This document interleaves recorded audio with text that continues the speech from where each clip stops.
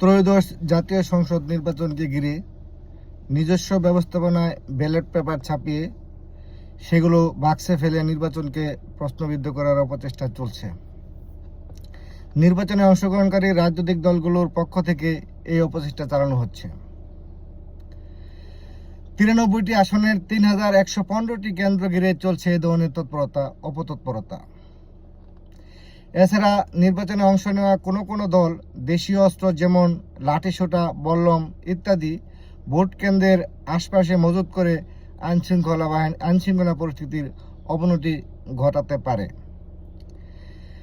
কেউ যাতে অতিরিক্ত ব্যালট পেপার ব্যবহার করতে না পারে সেজন্য প্রত্যেক ভোট কেন্দ্রের প্রিজাইডিং অফিসারের বিশেষ দায়িত্ব পালন করতে হবে।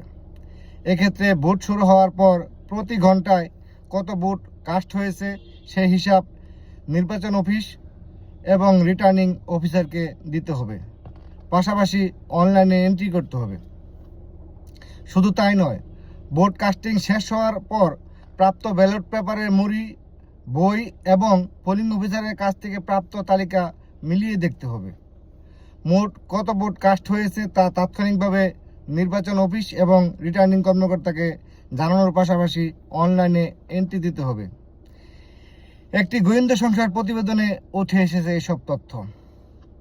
প্রতিবেদনটি এরই মধ্যে প্রধান উপদেষ্টার কার্যালয় সহ সরকারের সংশ্লিষ্ট দপ্তরে জমা দেওয়া হয়েছে। প্রতিবেদনের তথ্য অনুযায়ী বিভাগওয়ারি যেসব আসনের ভোট প্রশ্নবিদ্ধ করার চেষ্টা চলছে সেগুলোর মধ্যে রয়েছে রংপুর বিভাগের 7, রাজশাহী বিভাগের 10, খুলনা ও বরিশালের 13টি করে, ঢাকার 22, ময়মনসিংহের 8, সিলেটের 2 এবং চট্টগ্রামের 16টি আসন রয়েছে।